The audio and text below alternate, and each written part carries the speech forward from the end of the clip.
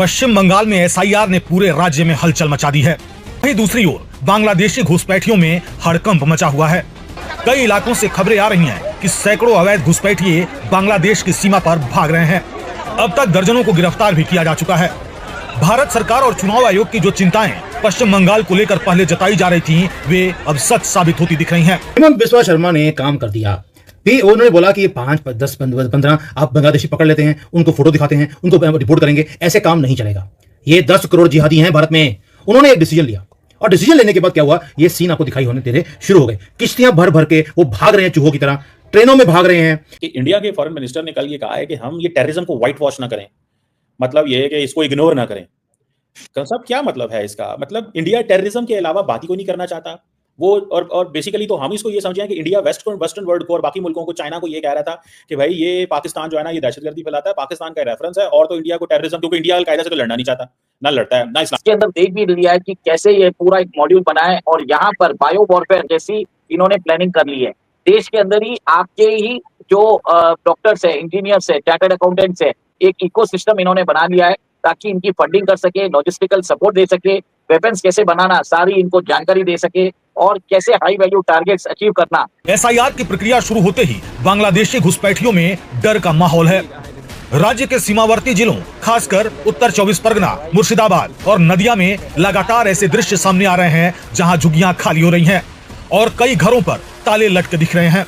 ट्रेनों में भाग रहे हैं, इनको पकड़ पकड़ कर बाहर फेंका जा रहा है और बसों को भरकर ये बॉर्डर की तरफ भेजा जा रहा है। 2 किलोमीटर लंबी तो लाइनें हैं इनकी। ये चूहों की तरफ भाग रहे हैं और यही हम चाहते थे कि बार बार हम बोल रहे थे कि कब ये गवर्नमेंट इनके ऊपर करेगी। और ये पूरा का पूरा सिस्टम जो था, जो बांग्लादेशी जानवरों को यहां पर भारत में एंटर करवाया जाता था, उसको तोड़ना शुरू कर दिया है। कुछ लोग पकड़े गए हैं जो तोते की तरफ बोल रहे हैं कि रोहिंग्या और बांग्लादेशी है, ये यहां पर कौन से गटर है जिसमें से निकलकर ये भारत में एंटर। जय हिंद साथियों, बंगाल में एसआईआर लागू होते ही जिस तरीके से वहां अवैध प्रवासी हरकत करने पर नजर आ गए हैं, वो देखते ही बन रही है साथियों। क्योंकि एसआईआर लागू होते ही उनको पता चल गया कि अब ये पता चल जाएगा कि हम अवैध प्रवासी हैं, इसलिए ये पता चलने से पहले ही वो भागना शुरू कर चुके हैं। और जिस तरह से वो भाग रहे हैं साथियों, आपने देख ही लिया कि किस तरीके से वो सामान बांधकर जुग्गी जुग्गी खाली होती जा रही है जो पश्चिम बंगाल है वहां से। और साथियों, इस पर कुछ दिन पहले ममता बनर्जी ने यह साफ कहा था कि बीजेपी को हम ये करने नहीं देंगे। लेकिन साथियों, ये जो है ममता बनर्जी की चाल ये कामयाब नहीं हो पाई और वो अवैध प्रवासियों को बचाने से एक बार फिर से असफल हो गई है। वो शुरुआत से इनको बचाने की कोशिश करती जा रही है। लेकिन साथियों, 2026 में जो चुनाव होगा उसमें ममता बनर्जी की किस तरीके से शिकस्त मिलेगी उससे, क्योंकि साथियों अवैध प्रवासियों जो कि जिसके सहारे वो चुनाव में कई सीट जीतती है, वो इस बार अवैध प्रवासियों की जो खटिया खड़ी करने में जो हमारी केंद्र सरकार काम करेंगे, वो अभी से देखने का नज़ारा हमें मिलता जा रहा है। और साथियों, जो ये स्थिति बंगाल में इस समय बनी है, वो स्थिति उस हर जगह होनी चाहिए जहां पे अवैध प्रवासी ने अपना अड्डा जमा रखा है। किसी भी तरीके से उनको खाली करने की जरूरत अब आ चुकी है, क्योंकि साथियों उनको अब पता चल चुका है कि जो केंद्र सरकार है भारत में, वो किसी भी तरीके से अवैध प्रवासियों के पीछे पड़ चुकी है। वो अब ये पता लगा लेगी कि कहाँ पर कितनी आबादी में अवैध प्रवासी हैं और उनको किस तरीके से ठिकाने लगाया जा सकता है। इसलिए वो खुद अपना ठिकाना अब बदलने की कोशिश में लग गए हैं और भारत छोड़कर भागने की तैयारी में वो अब नजर आने लग चुके हैं। करते थे क्या अब बंगाल अगला टारगेट होगा, ये देखना बाकी है। लेकिन एक डिसीजन, एक लीडर जिसने ट्रिगर कर दिया मास एक्सोडस, यानी कि भागने का काम इन इलीगल इमिग्रेंट्स का। ओवरनाइट ये भाग रहे हैं। ये बड़े टेढ़ी में थे, हमें कोई निकाल नहीं सकता, अगला प्रधानमंत्री हम चूज करेंगे, ये बांग्लादेशी बोल रहे थे और आज ये भाग रहे हैं। दोस्तों, ये कोई ऑर्डिनरी माइग्रेंट्स नहीं है, लेकिन एक organised illegal dangerous demographic time bomb है जो हमारे देश में था और क्वाइटली ये भारत के दिल को ये काट रहे थे, छुरा डाल रहे थे। और ये तो फिक्शन नहीं है, ये सबको पता है।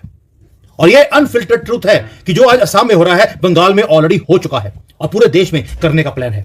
और भाई ये आते ही ये यहां पर लड़कियों को तंग करना शुरू कर दिया, उनको तंज काटने शुरू कर दिए, ऊपर से बोल दिए निकलो हमारी कंट्री है, ये हमने कब्जा कर लिया, ये बांग्लादेश है, ये भारत नहीं है, ये कॉकरोच यहां पर आकर बोलते थे। और आज मैं ये सारी रियलिटी आपके सामने रखने वाला हूं और जो विजुअल्स मैंने आपको दिखाए हैं, ये शेकअप कर रहा है नॉर्थ ईस्ट को, क्योंकि ट्रक के ट्रक भरकर लोग भाग रहे हैं। अपने जो उनकी थोड़े बहुत ना टीन टप्पर होता है जिसको बोलते हैं हम लोग पंजाबी में, टीन टप्पर, बाकी बिस्तरा हो, मंजा हो, हैं उनके जो चादरें हैं, बर्तन हैं, लेकर भाग रहे हैं। और साथ में 20-20 जिहादी बच्चे साथ में, अगर इनके पास कोई बकरी थी, क्योंकि बकरी से बड़ा प्यार होता है, हलाला जो करना होता है, वो भी लेकर ये भाग रहे हैं। और ये युद्ध नहीं है दोस्तों, ये जस्टिस है भारत के लिए। और इस सारे जो अर्थक्वेक आया है उसके पीछे है असम का चीफ मिनिस्टर हेमंत बिस्वा शर्मा। अब देखिए ये जो इमेजेस हैं, जो मुझे मजा आया देखकर कि कैसे भाग रहे हैं, ये जो मिल रहा है इनको उसमें भागने की कोशिश कर रहे हैं, क्योंकि इनको मालूम है कि अब इनका यहां पे रहना इम्पॉसिबल है। ये है, अपने जहन में ये इमेजेस रखिए, ये देखने के लिए आप तड़प रहे थे, मैं भी तड़प रहा था। और ये सिर्फ एक फोटो नहीं है, ये प्रूफ है कि इनका जो इलीगल इमिग्रेंट्स को लेके आने का जो सिस्टम था वो कोलैप्स करना शुरू हो गया। We were waiting for a long time. और ये बिल्डअप किया गया था सिस्टम को कि इलीगल इमिग्रेंट्स को बुलाया जाए और पूरे सिस्टम को इनका भार इतना ज्यादा हो कि भारत के पूरे सिस्टम को तोड़ दिया जाए। 2 किलोमीटर लंबी लाइना है जो लोगों को भगाए जा रहे हैं यहां से, 2 किलोमीटर। और ये डेस्परेटली रश कर रहे हैं कि असम से निकलकर बांग्लादेश जाएं या वेस्ट बंगाल में एंटर करें, वेस्ट बंगाल में एंट्री की कोशिश कर रहे हैं। क्यों? क्योंकि हिमंत बिस्वा शर्मा ने बोल दिया कि जिस तरह से बिहार में पूरी लिमिटेशन की जा रही है, एक एक के घर में जाकर कार्रवाई की जा रही है कि कौन बांग्लादेशी है कौन भारतीय है, ये हम असम में इमीडिएटली लागू करेंगे। और उनको मालूम है कि वहां पे डंडे के जोर पर जो इलीगल होगा उनको धक्के मारकर बाहर निकाला जाएगा, जैसे बिहार में पकड़ पकड़ कर बाहर निकाल रहे हैं। और असम में जैसे इंप्लीमेंट होगा, और आपको मालूम है आयरन हैंड वाला आदमी है, वो छोड़ेगा नहीं।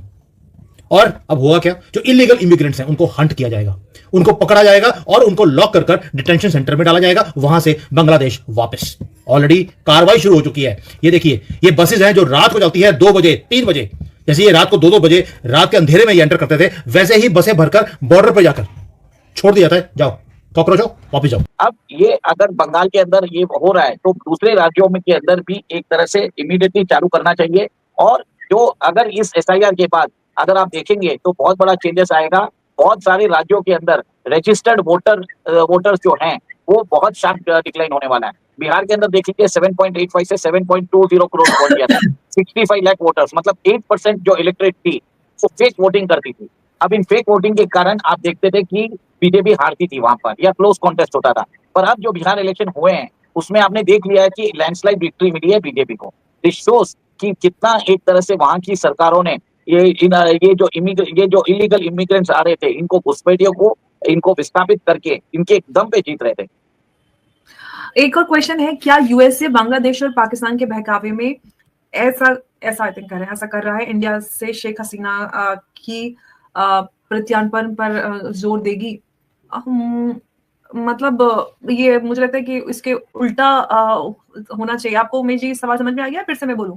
मैं ये की समझ रहा हूँ कि आज जो हो रहा है, ये जो यूएसए करवा रहा है ये सब चीजें बांग्लादेश से, यूएसए को कोई बहका नहीं सकता। USA is a master leader in everything.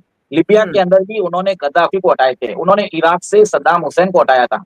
Sheikh Hasina का भी वही हाल इनको करना था, क्योंकि Saint Martin island Sheikh Hasina ने देने से मना कर दिया था। 20 मिनट की देरी हुई अमर जी, अगर 20 मिनट अगर देरी होती तो शेख हसीना का भी वही काम तमाम करवा देते। ये तो भारत के कारण ये शेख हसीना बची हुई है और भारत में रहकर वो एक तरह से सुकून से जिंदगी बिता रही है। नहीं तो आप ये देखिए, इनका भी काम तमाम करने के लिए अमेरिका ने पूरा जाल तो बिछा ही दिया था। आप यही देख लीजिए, उनके होम मिनिस्टर ने बोला है कि वकारुज्जमान जो बांग्लादेश के आर्मी चीफ है, he is a CIA agent. बिल्कुल। और लगातार इसी तरह से बांग्लादेश से तो ये सारी चीजें खैर क्लियर होती जा रही हैं कि इसके पीछे एग्जैक्टली मैंने सवाल के बोलते वक्त ही कहा था कि ऐसा नहीं बल्कि ये उल्टा है। यूएस पाकिस्तान और बांग्लादेश का इस्तेमाल कर रही है भारत पे प्रेशर बनाने के लिए, लेकिन ऑफ कोर्स भारत तो किसी भी तरह के प्रेशर मान ही रहा है। पाकिस्तान का ये है कि चलो उनको इस बहाने से थोड़ा सा पैसा कमाने का मौका मिल गया है, जो उनका कुछ दिन गुजारा हो जाएगा उनके आने का।